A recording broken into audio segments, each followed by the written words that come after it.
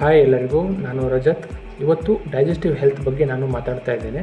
So digestive health ಅಂದರೆ ಏನು, ಅದರ ಬಗ್ಗೆ ತುಂಬ ಡೀಟೇಲ್ ಆಗಿ ತಿಳ್ಕೊಳ್ಳೋಣ, ಆಯಿತಾ. ಡೈಜೆಸ್ಟಿವ್ ಸಿಸ್ಟಮ್ ಅಂತ ಹೇಳಿದ್ರೆ ನಾವೇನು ಆಹಾರ ತಿಂತೀವಿ, ಆ ತಿಂದಿರೋ ಆಹಾರ ಜೀರ್ಣ ಆಗಬೇಕು. ಜೀರ್ಣ ಆಗಿ ಅದು ರಕ್ತಕ್ಕೆ ಸೇರಿ ನಮ್ಮ ದೇಹಕ್ಕೆ ಸೇರಬೇಕು. ವೇಸ್ಟ್ ಪದಾರ್ಥ ಏನಿರುತ್ತೆ ಅದು ದೇಹದಿಂದ ಹೊರಗಡೆ ಹೋಗಬೇಕು. ಇತ್ತೀಚಿನ ದಿನದಲ್ಲಿ ಏನಾಗ್ತಾ ಇದೆ ಅಂತ ಹೇಳಿದ್ರೆ, ನಮ್ಮದು ಲೈಫ್ ಸ್ಟೈಲ್ ಸ್ವಲ್ಪ ಏರುಪೇರು ಆಗ್ತಾ ಇರೋದ್ರಿಂದಾಗಿ ತುಂಬ ಜನರಿಗೆ ಡೈಜೆಸ್ಟಿವ್ ಹೆಲ್ತ್ ಸರಿ ಇಲ್ಲ. ಸೊ ಅದರಲ್ಲಿ ತುಂಬ ಮೇಜರಾಗಿ ಕಾಣಿಸ್ಕೊಳ್ತಕ್ಕಂಥದ್ದು ಅಂತ ಹೇಳಿದ್ರೆ ಕಾನ್ಸ್ಟಿಪೇಷನ್, ಮಲಬದ್ಧತೆ. 2-3 ಡೇಸ್ ಆದ್ರೂ ಮೋಷನ್ ಕ್ಲಿಯರ್ ಆಗೋದೇ ಇಲ್ಲ. ಸೊ ಇದು ಯಾಕೆ ಇರ್ಬೋದು? ನೀವೊಂದ್ಸಲ ಇಮ್ಯಾಜಿನೇಷನ್ ಮಾಡಿ. ನೀವು ಮನೆಯಲ್ಲಿ ಅಡುಗೆ ಮಾಡಿರ್ತೀರಿ, ಪಾತ್ರೆಯಲ್ಲಿ ಅನ್ನ ಹಾಗೆ ಅಂಟ್ಕೊಂಡಿರುತ್ತೆ, ಹಾಗೆ ಬಿಟ್ಟಿರ್ತೀರಿ. ಅಥವಾ ನಾವು ಪ್ಲೇಟಲ್ಲೇ ಹಾಕೊಂಡು ಊಟ ಮಾಡಿರ್ತೀವಲ್ಲ, ಆ ಪ್ಲೇಟನ್ನು ತೊಳೆದೇ ಹಾಗೆ ಇಟ್ಟಿರ್ತೀವಿ. 2-3 ಡೇಸ್ ಇಟ್ಟರೆ ಏನಾಗ್ಬೋದು? ಸೊ 2-3 ಡೇಸ್ ಇಟ್ಟರೆ ಒಂದು ಪಾತ್ರೆ ಹಾಳಾಗ್ಬೋದು, ಅಥವಾ ಇನ್ನೇನಾಗ್ಬೋದು, ತಿಕ್ಕಲಿಕ್ಕೆಲ್ಲ ಕಷ್ಟ ಆಗುತ್ತೆ, ಹೊತ್ತಾನೆ.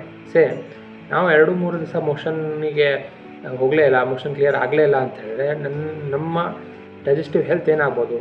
ಡೆಫಿನೆಟ್ಲಿ ಹಾಳಾಗತ್ತೆ. ಪಾತ್ರೆಯಲ್ಲಿ ಅಂಟಿರೋದನ್ನ ತೆಗಿಯೋದಕ್ಕೆ ನಾವು ಹಾಕಿ ಉಜ್ಜಿದಾಗ ಸ್ಕ್ರ್ಯಾಚ್ ಆಗುತ್ತೆ. ಅದೇ 2-3 ಡೇಸ್ ನಾವು ಮೋಷನ್ ಮಾಡಲೇ ಇಲ್ಲ ಅಂತ ಹೇಳಿದಾಗ ಜಾಸ್ತಿ ಪ್ರೆಷರ್ ಹಾಕಿದರೆ ಏನಾಗ್ಬೋದು? ಒಳಗಡೆ ಇರೋ ಪಾರ್ಟ್ಗಳು ಸ್ಕ್ರ್ಯಾಚ್ ಶುರು ಆಗಿರುತ್ತೆ.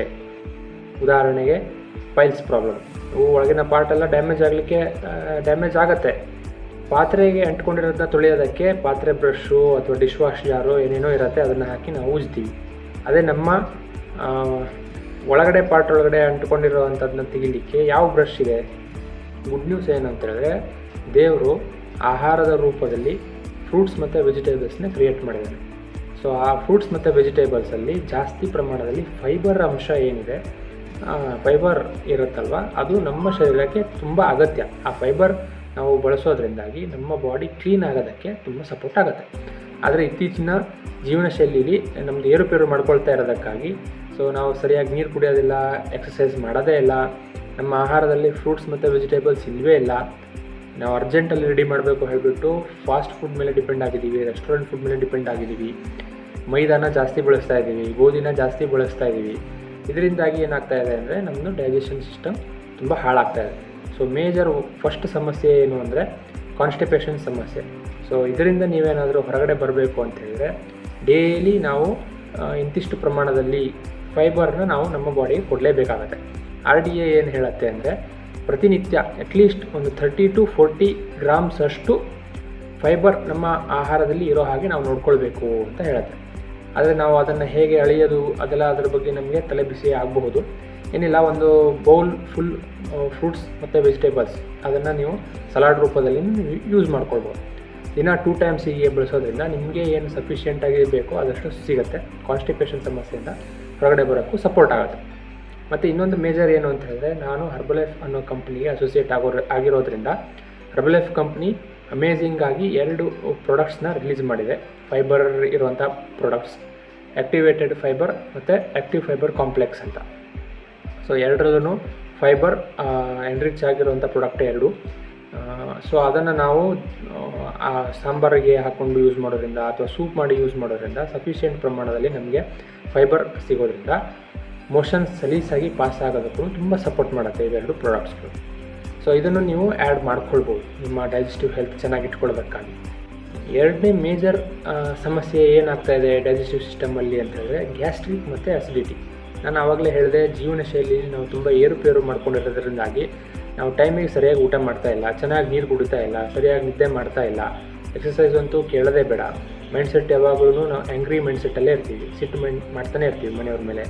ಸೊ ಇದರಿಂದಾಗಿ ಎಲ್ಲ ನಮ್ಮದು ಆರೋಗ್ಯ ಕೆಡಿಸ್ಕೊಂಡಿರ್ತೀವಿ. ಒಂದನೇದು, ಊಟ ತುಂಬ ಅಂದರೆ ಏನು, 3 ಗಂಟೆ 4 ಗಂಟೆಗೆ ಮಧ್ಯಾಹ್ನ ಊಟ ಮಾಡೋದು, ರಾತ್ರಿ 10 ಗಂಟೆ 11 ಗಂಟೆಗೆ ಊಟ ಮಾಡೋದು, ಊಟದಲ್ಲಿ ಜಾಸ್ತಿ ಮೈದಾ ಅಥವಾ ಖಾರದ ಪದಾರ್ಥ ಅಥವಾ ಹುಳಿ ಅಂಶ ಜಾಸ್ತಿ ಬಳಕೆ ಮಾಡೋದು, ಇದನ್ನೆಲ್ಲ ನಾವು ನಮ್ಮ ಲೈಫ್ ಸ್ಟೈಲಲ್ಲಿ ಮಾಡ್ಕೊಳ್ತಾ ಇದ್ದೀವಿ. ನೀವು ನೋಡ್ಬೋದು, ಫಾಸ್ಟ್ ಫುಡ್ ಅಂಗಡಿಗಳಲ್ಲಿ ಜಾಸ್ತಿ ಜನ ಸೇರ್ಕೊಳ್ತಾ ಇದ್ದೀವಿ ನಾವು. ಅದು evening time 5 to 7 o'clock. So ಅದು ಏನು ನಮ್ಮದು ಬಾಡಿನ ಹಾಳು ಮಾಡೋದಕ್ಕೆ ತುಂಬ ಸಪೋರ್ಟ್ ಮಾಡುತ್ತೆ ಫಾಸ್ಟ್ ಫುಡ್ಗಳು. ಮತ್ತು ಇನ್ನೊಂದು ಏನು ಅಂತ ಹೇಳಿದ್ರೆ, ನಮ್ಮದು ಊಟ ತುಂಬ ಹಸಿವೆ ಆದಮೇಲೆ ಊಟ ಮಾಡೋದ್ರಿಂದ ಗ್ಯಾಸ್ಟ್ರಿಕ್ ಸಮಸ್ಯೆ ಜಾಸ್ತಿ ಆಗ್ತಾಯಿದೆ. ಸೊ ಇದನ್ನು ನಾವು ಗ್ಯಾಸ್ಟ್ರಿಕ್ ಮತ್ತು ಅಸಿಡಿಟಿ ಸಮಸ್ಯೆಯಿಂದ ಹೊರಗಡೆ ಬರಲೇಬೇಕು ಹಾಗೇನಾದರೂ ಇದೆ ನಮಗೆ ಅಂತ ಅಂದರೆ ಒಂದು ಟೈಮಿಂಗ್ನ ಫಾಲೋ ಮಾಡಲೇಬೇಕು. ಟೈಮಿಗೆ ಸರಿಯಾಗಿ ಊಟ ಮಾಡಬೇಕು. ಬೆಳಿಗ್ಗೆ 8 ಗಂಟೆ 9 ಗಂಟೆ ಒಳಗಡೆ ಬೆಳಗ್ಗೆ ಟಿಫಿನ್ ಆಗಬೇಕು. ಮಧ್ಯಾಹ್ನ 1 ಗಂಟೆಯಿಂದ 2 ಗಂಟೆ ಒಳಗಡೆ ಊಟ ಆಗಬೇಕು. ನೈಟ್ 7 to 8 ಆ ಟೈಮ್ ಒಳಗಡೆ ನೈಟ್ ಊಟ ಆಗಬೇಕು. ಈ ಲೈಫ್ ಸ್ಟೈಲಲ್ಲಿ ನಾವು ತಿದ್ದುಪಡಿ ಮಾಡ್ಕೊಳ್ಬೇಕು. ಮತ್ತೊಂದು 2 to 3 ಲೀಟ್ರಷ್ಟು ಕನಿಷ್ಠ ನೀರನ್ನು ನಮ್ಮ ಶರೀರಕ್ಕೆ ಕೊಡಬೇಕು. ಸೊ ನೀರಿನ ಮಹತ್ವ ತುಂಬಾ ಇಂಪಾರ್ಟೆಂಟ್ ಇದೆ. ನಮ್ಮ ಬಾಡಿನ ಹೈಡ್ರೇಷನ್ ಇಟ್ಕೊಳ್ಳೋದ್ರಿಂದ ಬಾಡಿ ಹೆಲ್ತ್ ಮೇಂಟೈನ್ ಮಾಡೋದಕ್ಕೆ, ಪೀಕ್ ಕಂಡೀಷನ್ ಮೇಂಟೈನ್ ಮಾಡೋದಕ್ಕೆ ಸಪೋರ್ಟ್ ಆಗುತ್ತೆ ವಾಟರ್ ಸರಿಯಾಗಿ ಕೊಡೋದ್ರಿಂದ. ಮತ್ತು ಇನ್ನೊಂದು ಅಂತ ಹೇಳಿದ್ರೆ ನಾವು ತುಂಬ ಆಲೋ ಪ್ರಾಡಕ್ಟ್ಸ್ಗಳನ್ನು ಯೂಸ್ ಮಾಡ್ತಾ ಇರ್ತೀವಿ ಅಥವಾ ಆಲೋವೆರಾ ಜೆಲ್ನ ಯೂಸ್ ಮಾಡ್ತಾ ಇರ್ತೀವಿ. ಅಸಿಡಿಟಿ ನಾರ್ಮಲ್ ಆಗಲಿ ಅಥವಾ ಗ್ಯಾಸ್ಟ್ರಿಕ್ ನಾರ್ಮಲ್ ಆಗಲಿ ಅಂತ ಹೇಳ್ಬಿಟ್ಟು. ನಾನು ಹರ್ಬಲೈಫ್ ಕಂಪ್ನಿಗೆ ಅಸೋಸಿಯೇಟ್ ಆಗಿರೋದ್ರಿಂದಾಗಿ ಹರ್ಬಲೈಫ್ ಕಂಪ್ನಿ 2 ಅಮೇಝಿಂಗ್ ಪ್ರಾಡಕ್ಟ್ನ ರಿಲೀಸ್ ಮಾಡಿದೆ. ಅಲೋ ಪ್ಲಸ್ ಅಂತ ಒಂದು ಟ್ಯಾಬ್ಲೆಟ್ಸ್ ರೂಪದಲ್ಲಿ ಇರುವಂಥ ಪ್ರಾಡಕ್ಟ್. ಇದು ಆಲೋವೆರಾ ಎಕ್ಸ್ಟ್ರಾಕ್ಟಿಂದನೇ ಮಾಡಿರುವಂಥದ್ದು. ಸಖತ್ತಾಗಿ ಅಮೇಝಿಂಗ್ ಆಗಿದೆ. ಮತ್ತು ಇನ್ನೊಂದು ಆಲೋ ಕಾನ್ಸಂಟ್ರೇಟ್ ಅಂತ ಒಂದು ಅಮೇಝಿಂಗ್ ಲಿಕ್ವಿಡ್ ಫಾರ್ಮೆಟಲ್ಲಿರುವಂಥ ಆಲೋವೆರಾ ಎಕ್ಸ್ಟ್ರಾಕ್ಟ್ ಇದೆ. ಸೊ ಇವೆರಡೂ ಪ್ರಾಡಕ್ಟ್ಸ್ ನಮ್ಮ ಬಾಡಿ ಆ್ಯಸಿಡ್ ಲೆವೆಲ್ನ ನಾರ್ಮಲ್ ಮೇಂಟೈನ್ ಮಾಡ್ಕೊಳ್ಳೋದಕ್ಕೆ ಅಥವಾ ಬಾಡಿನ ಕೂಲ್ ಆಗಿಡೋದಕ್ಕೆ ತುಂಬ ಸಪೋರ್ಟ್ ಮಾಡುವಂಥ 2 ಪ್ರಾಡಕ್ಟ್ಗಳು. ಸೊ ನಾನು ಯೂಸ್ ಮಾಡ್ತೀನಿ. ಸಖತ್ ಅಮೇಝಿಂಗ್ ಟೇಸ್ಟ್. ಸೊ ಅದನ್ನು ಬಳಸೋದ್ರಿಂದಾಗಿ ಡೈಜೆಸ್ಟಿವ್ ಹೆಲ್ತ್ ಇಂಪ್ರೂವ್ಮೆಂಟ್ ಮಾಡ್ಕೊಳ್ಳೋದಕ್ಕೂ ತುಂಬ ಸಪೋರ್ಟ್ ಆಗಿದೆ. ಮೂರನೇ ಮೇಜರ್ ಸಮಸ್ಯೆ ಏನು ಅಂತ ಹೇಳಿದ್ರೆ ಲೂಸ್ ಮೋಷನ್ ಜೊತೆಗೆ ವಾಮಿಟ್. ಸೊ ನಾವು ಬೇರೆ ಎಲ್ಲೇ ಪ್ರೋಗ್ರಾಮಿಗೆ ಹೋದಾಗ ನಾವು ಅಲ್ಲಿನ ನೀರು ಬದಲಾವಣೆ ಆದ ಕೂಡಲೇ, ಅಲ್ಲಿನ ನೀರು ಬಳಸಿದ ಕೂಡಲೇ ನಮಗೆ ಲೂಸ್ ಮೋಷನ್ ಆಗೋ ಸಾಧ್ಯತೆ ಜಾಸ್ತಿ ಇರುತ್ತೆ. ನಮ್ಮ ಹಳ್ಳಿ ಕಡೆಯಲ್ಲಿ ಝರಿ ನೀರು ಅಂತ ಹೇಳ್ತೀವಿ. ಅದನ್ನು ನಾವು ಕುಡಿದಾಗ ತುಂಬ ಜನರಿಗೆ ಲೂಸ್ ಮೋಷನ್ ಆಗಿ ಜ್ವರ ಆಗಿ ಅಡ್ಮಿಟ್ ಆದವರು ತುಂಬ ಉದಾಹರಣೆಗಳು ಇದೆ. ಸೊ ನೀರಿನ ಮುಖಾಂತರನೇ ನಮಗೆ ನಮ್ಮ ಬಾಡಿಗೆ ಬ್ಯಾಕ್ಟೀರಿಯಾ ಇವು ಹೋಗೋದು. ಕೆಟ್ಟ ಬ್ಯಾಕ್ಟೀರಿಯಾಗಳು ನಮ್ಮ ಬಾಡಿಗೆ ಜಾಸ್ತಿ ಹೋಯಿತು ಅಂತ ಹೇಳಿದಾಗ ನಮ್ಮ ಶರೀರ ಅಪ್ಸೆಟ್ ಆಗಿಬಿಡುತ್ತೆ. ಸೊ ಹೀಗಾಗಿ ವಾಮಿಟ್ ಅಥವಾ ಲೂಸ್ ಮೋಷನ್ ಆಗುವಂಥ ಸಾಧ್ಯತೆ ಜಾಸ್ತಿ. ಸೊ ನಮ್ಮ ಗಟ್ ಹೆಲ್ತ್ ಏನು ಕರುಳು ಏನಿದೆ, ಆ ಕರುಳಲ್ಲಿ ವಿಲ್ಲೈ ಅನ್ನೋದು ಒಂದು ಕೂದಲು ಲೈಕ್ ಸ್ಟ್ರಕ್ಚರ್ ಇರುತ್ತೆ. ಸೊ ಅದು ತುಂಬ ಸೆನ್ಸಿಟಿವ್ ಪಾರ್ಟ್. ಅಲ್ಲಿ ಯಾವುದೇ ಕೆಟ್ಟ ಬ್ಯಾಕ್ಟೀರಿಯಾ ಹೋದರೆ ತುಂಬ ಸೆನ್ಸಿಟಿವ್ ಪಾರ್ಟ್ ಆಗೋದ್ರಿಂದ ನಮಗೆ ಲೂಸ್ ಮೋಷನ್ ಆಗೋ ಹಾಗೆ ಆಗಿಬಿಡತ್ತೆ.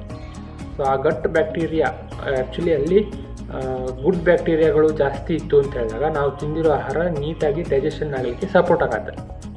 ಆದರೆ ನಮ್ಮದು ಲೈಫ್ ಸ್ಟೈಲ್, ನಮ್ಮದು ಫುಡ್ ಹ್ಯಾಬಿಟಿಂದಾಗಿ ಅಲ್ಲಿ ಬ್ಯಾಡ್ ಬ್ಯಾಕ್ಟೀರಿಯಾಗಳು ಜಾಸ್ತಿ ಬೆಳೀತಾ ಇರೋದ್ರಿಂದಾಗಿ ನಮ್ಮದು ಹೆಲ್ತ್ ಅಪ್ಸೆಟ್ ಆಗ್ತಾ ಇರುತ್ತೆ. ಸೊ ನಾವು ಆಹಾರದೊಳಗಡೆ ಜಾಸ್ತಿ ಪ್ರೋಬಯೋಟಿಕ್ಸ್ ಅನ್ನು ಬಳಸಬೇಕು. ಆ್ಯಕ್ಚುಲಿ ಪ್ರೋಬಯೋಟಿಕ್ಸ್ ಆ್ಯಕ್ಚುಲಿ ಉಪ್ಪಿನಕಾಯಲ್ಲಿ, ಮೊಸರಲ್ಲಿ ಇರುತ್ತೆ. ಸೊ ನಾವು ತುಂಬ ಜನ ಇದನ್ನು ಬಳಸೋದೇ ಇಲ್ಲ. ಬಟ್ ಅದನ್ನು ಬಳಸೋದ್ರಿಂದಾಗಿ ನಮ್ಮ ಶರೀರಕ್ಕೆ ಗುಡ್ ಬ್ಯಾಕ್ಟೀರಿಯಾ ಜಾಸ್ತಿ ಪ್ರಮಾಣದಲ್ಲಿ ಹೋಗೋದ್ರಿಂದ ಗಟ್ ಹೆಲ್ತ್ ಚೆನ್ನಾಗಿ ಇಟ್ಕೊಳ್ಳೋದಕ್ಕೆ ಸಪೋರ್ಟ್ ಆಗುತ್ತೆ.